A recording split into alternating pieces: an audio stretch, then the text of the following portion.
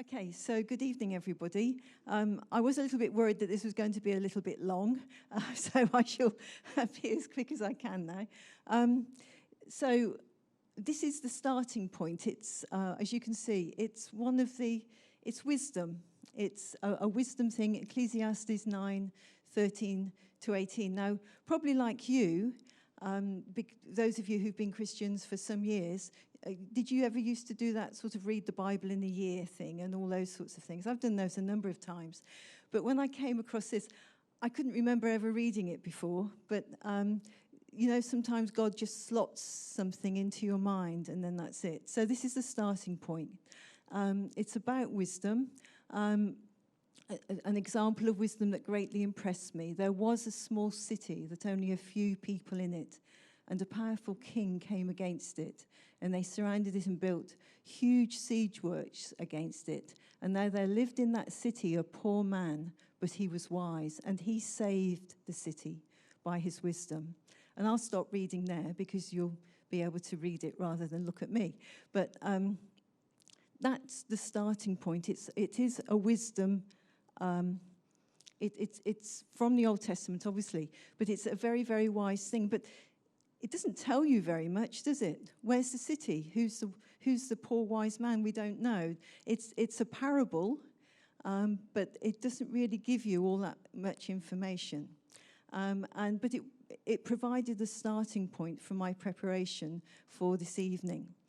And from there, I thought, okay, what do I do with that? Where do I go?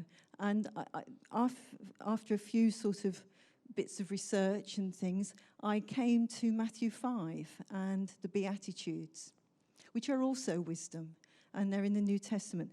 Can I just read you something that those of you who've got the Passion Translation, I love the little notes, the footnotes that are in the Passion Translation. This is what it says about the Sermon on the Mount, or it calls it here the Sermon on the Hillside, the Beatitudes. It says the Sermon on the Mount is the messianic Torah, law or teaching, and the constitution of the kingdom of heaven. Jesus begins with giving his followers a superior way to live than the 10 Commandments of Moses. It is a superior version of all that God expects and provides for those who yield to him. Jesus gives us more than laws. He gives us promises of power to fulfill all that he asks of us. The emphasis is not on the outward duty, but on the inward transformation of our hearts by grace. God's kingdom is offered to those who will learn the ways of Christ and offer themselves to him in full surrender. And that's a footnote. And I thought, wow, okay, this is wisdom. This is something about how we're supposed to live our lives. And I think Liz this morning did grace wins every time. And I think that looking at the Beatitudes, the Sermon on the Hillside, is a way of looking at how God wants us to live heaven on earth.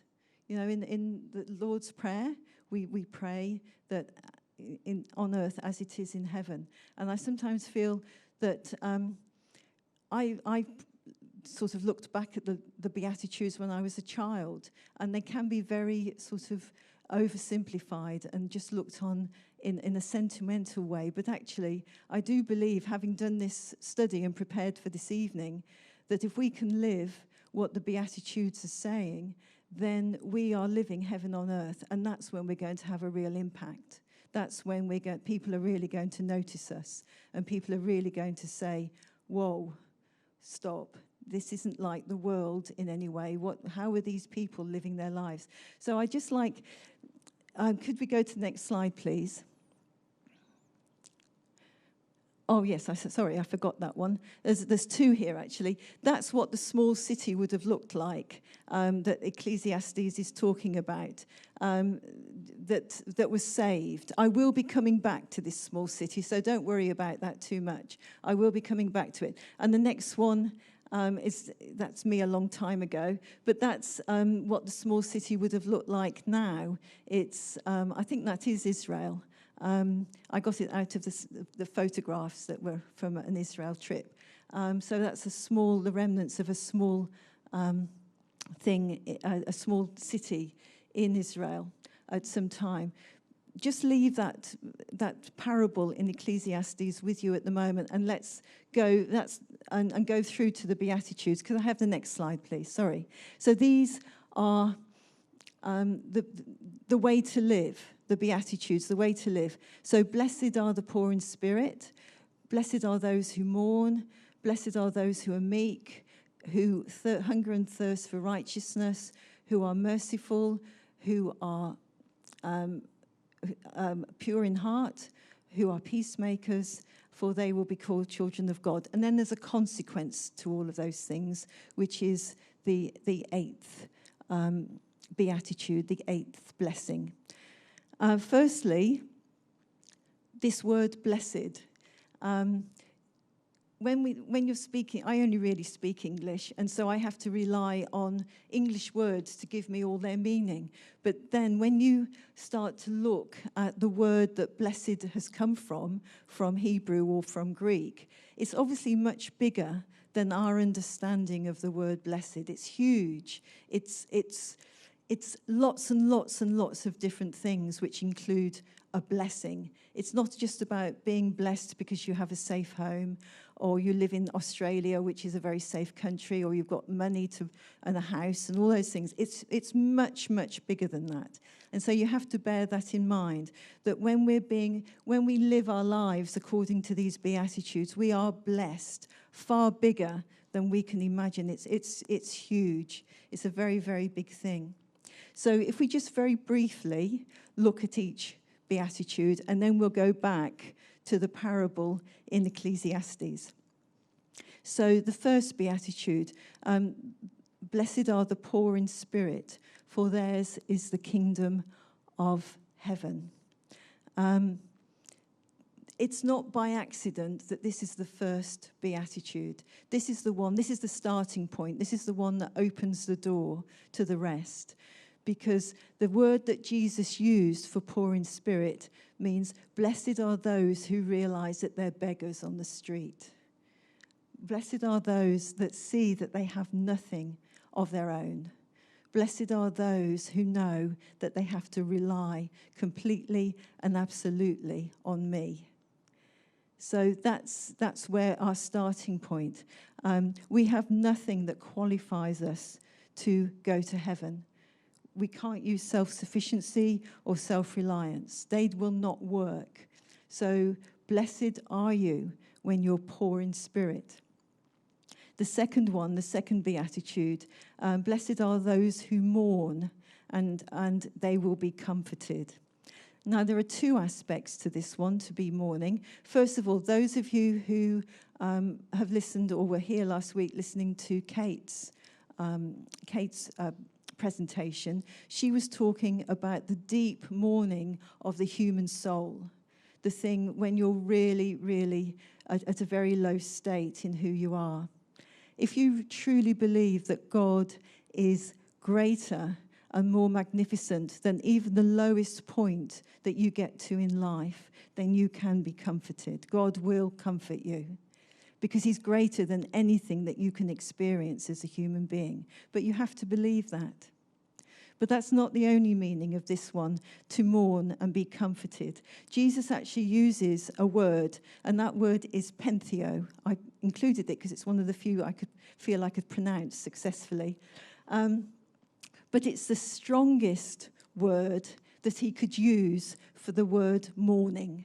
There were a number of words in the language he was using at that time that were possible, but he used the one that described the most emotional grief that you could actually feel. It really was the one that was the lowest that you could do.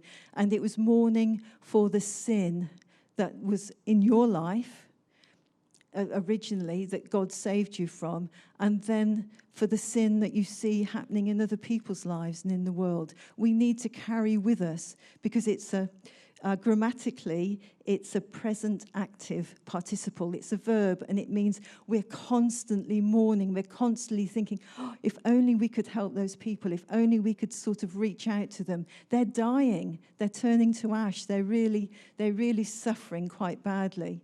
It's that sort of mourning in our spirit that God is asking for us to do, so that we can really reach out to people and they can be saved by God. I've got two readings here. Acts 4, verse 12. There is no one else who has the power to save us, for there is only one name to whom God has given the authority by which we must experience salvation, and the name is Jesus. And the second one is from Romans 5, verse 1. Our faith in Jesus transfers God's righteousness to us, and he now declares us flawless in his eyes. So the second beatitude, to mourn, a very, very deep emotional grief, something that we're utterly consumed. It's a bit of a paradox, isn't it? That we're blessed because we grieve over something, but we're grieving over the sin that's in the world, because that won't be there in heaven. It's not there in heaven, so it can be cleansed and it can be cleaned out of people's lives. And if we can go to the next slide, please. The third beatitude. Oh, yes, we've got them. Blessed are the meek, for they will inherit the earth. Again, you've got a bit of a contradiction here, haven't you? The English use of the word meek often is interpreted as weak, but that's not the meaning of the word here. To be meek in this sense is to be very, very powerful and very, very strong, but very self-controlled. You've got it under control. Just think of Jesus. Jesus held the world in his hand, but he let himself be led to a cross. That is meekness. That's the testimony. That's for us to see how meekness works in the world.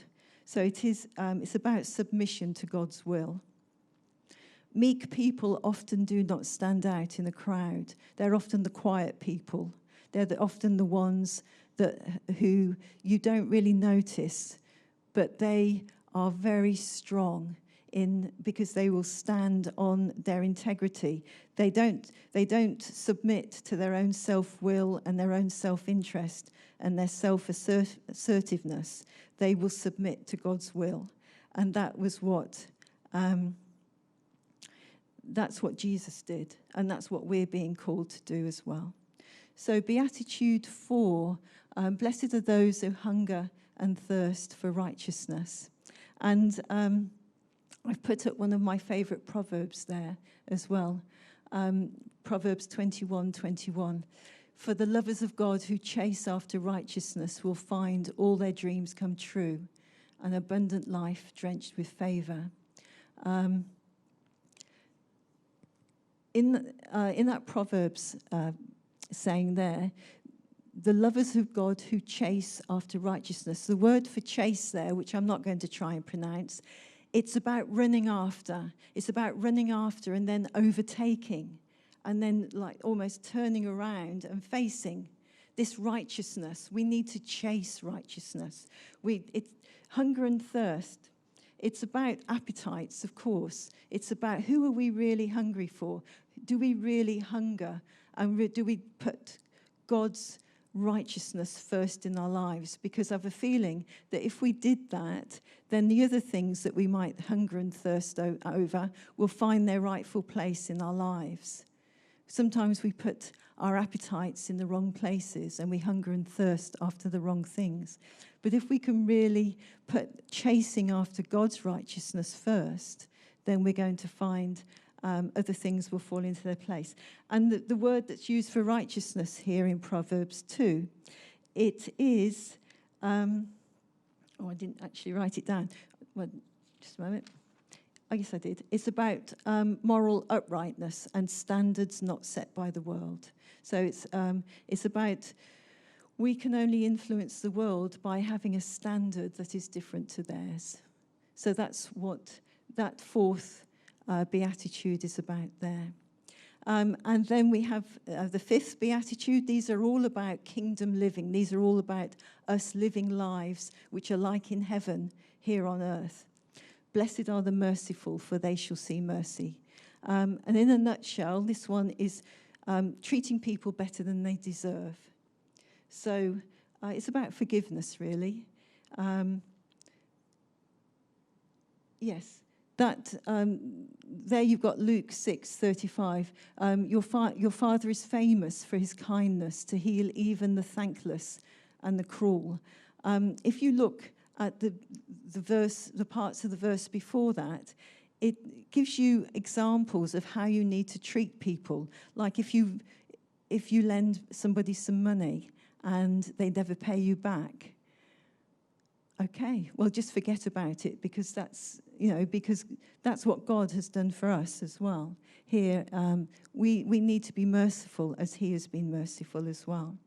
And then following on from verse 35, it's talking about criticizing and judging. Don't criticize and don't judge people, because if we do that, we're not showing them the mercy that they deserve. So number 6, blessed are the pure in heart. Have you met, well, I know quite a lot of people who are really searching to be clean living, and some of them use spiritual methods to do that. I used to, as my international flavour, when I worked in Hong Kong, I used to work with quite a few Hindus. They were extremely nice people, but they were always trying to appease their gods. They were always making sacrifices and doing things to make their gods happy, because they wanted to be pure and they wanted to be accepted before their gods, but they never really quite got there. There is only one way to be pure in heart, and there's only one way to see God, and that is by letting Jesus, submitting to God and really letting God do everything in your life that is needed. I just feel that integrity has become the victim in the world's war, as they're trying to rewrite history and everything. We've got so many victims going around at the moment. Have you noticed in the world? There's so many people claiming victimization and looking for apologies. But we're overcomers. We are victorious in Christ. And we're going to find the purity in our hearts is going to come from the singleness of our devotion and our loyalty to God. So that's the pure in heart. So number 7, blessed are the peacemakers, and they will be called children of God. So I think Liz referred to this morning, actually, that about harmony. We need to be people who bring harmony into the world and into our relationships rather than division into a situation. So our job is to bring a breath of fresh air into a situation and to sow harmony in places of discord. You know, how many unright relationships are you aware of? How many relationships where you could have an influence as a peacemaker are concerned? There seem to be so many around at the moment, and that is part of our job, because blessed are the peacemakers, because they will be called children of God. Isn't that amazing? Children of God, because we go around making peace where there is disharmony. And then we have that name. We are children of God. Just like if we're pure in heart, we will see God. Just amazing. With all these poor people rushing around trying to purify themselves, but never seeing God. But as Christians, we can see God because we purify our hearts through Jesus, and we can also be peacemakers. How do we restore the peace? How do we get the peace? This peacemaker one is Beatitudes 7. Well, I've got written here, how is the restoration of peace achieved? It's achieved by mourning and repentance and mercy and forgiveness, running after righteousness and living meekly, as described by Jesus. These, all the things which constitute God's grace. If we live all the Beatitudes that go before, then we become the peacemakers. We become the peacemakers and the children of God. It all sort of fits together. And I think that's pretty amazing. And then Beatitude 8, blessed are those who are persecuted for the sake of righteousness. If we adopt these Beatitudes as a lifestyle, then some people won't like it. You've got to remember that the Beatitudes, the Sermon on the Hillside, came quite early on in Jesus' ministry. And he'd collected a great number of different people there. There were some Jews and there were some non-Jews. It was the first time, apparently, that he'd preached to non-Jews as well. But a lot of the Jews who were there wouldn't have liked what he was saying because they already knew that they were children of Abraham. They had their inheritance in God. And they didn't need to be told to live a different life to find their God because they were good Jews and they were following that. And so really, they were quite upset, or a proportion of them would have been quite upset by what Jesus had said. And I read in one or two places that actually the seeds were sown in this sermon that actually took Jesus to the cross, because the seeds of discord would have started here, and that would have been very, the seeds of rebellion were actually sown here. Okay. So there we have the way of living. Those are the 8 Beatitudes. There's the way to live a life on earth as though you're living it in heaven. There's no sin. There's no discord. It's all peace. It's all harmony. Sounds pretty good, doesn't it? Very challenging. I wish that I was here, but I'm not. I found preparing this extremely challenging. And I thought, but this is how we're supposed to live. I think so, sanctification comes into place then, doesn't it? Step by step, we're going step by step. So could we go back to the Ecclesiastes at the very beginning, please? Yes. So why on earth did I start off with this at the start? Because I feel as though it tells us the story of us as Christians in this world at the moment. It is God's wisdom that delivers and makes us free. So Ecclesiastes in the Old Testament is part of the wisdom of the Old Testament. The Sermon on the Mount is part of the wisdom that's found in the New Testament, and it's all about Jesus. It's all about listening to the way that Jesus wants us to live our lives. If you look here, there was the people in that city listened to a poor but wise man. He had no credentials, he had no status, he had no wealth, he had no prominence at all. But I believe he was Jesus. He was the representative of Jesus in that small city. And what did they do? The enemy was expelled. The enemy was expelled from that place because, just a moment, sorry, because they listened to that man, this poor wise man, all the things that the enemy had come against them for whatever reasons, had no power at all. They couldn't actually do anything against them. All the enemy could do was dismantle all the things that they'd built to try and come and lay siege to the city. They couldn't complete what they wanted to do, which was to take over that city. And then I thought of this verse from James 4:7. So then, surrender to God, stand firm and resist the devil, and he will flee away from you. And I thought, yes, what they must have done is they sought God first. The wisdom of the man was for them to seek God first. And then, having sought God and found out what God wanted and living their lives, the enemy was completely dismantled themselves as well and couldn't do anything. So I've got here that the enemy was expelled from heaven. That's Satan. Satan was expelled from heaven. So if we're living lives which are really like heaven, then the enemy has nothing against us. We can just live the most wonderful lives, and they're free. Can we just go to the very final? That's it, that one, thank you. This is from Derek Prince that some of you might have heard of. I'll just finish with this because it's 7 o'clock now. I want to tell you something that will encourage you greatly.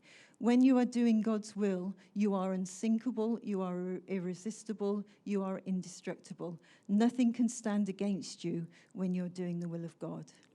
And that's the parable in Ecclesiastes. Somehow they sought God by listening to that poor man in the city. And it only happened once, but he delivered them. And all the things which were, all the siege works which were built against them, and just think of the siege works which are being built against us by the world at the moment. You know, through education, through the media, through entertainment and things. There's such an onslaught. We're being drawn into their way of thinking, but we need to stand, and we need to really study things like the Beatitudes so that we are starting to live our lives more like Christ.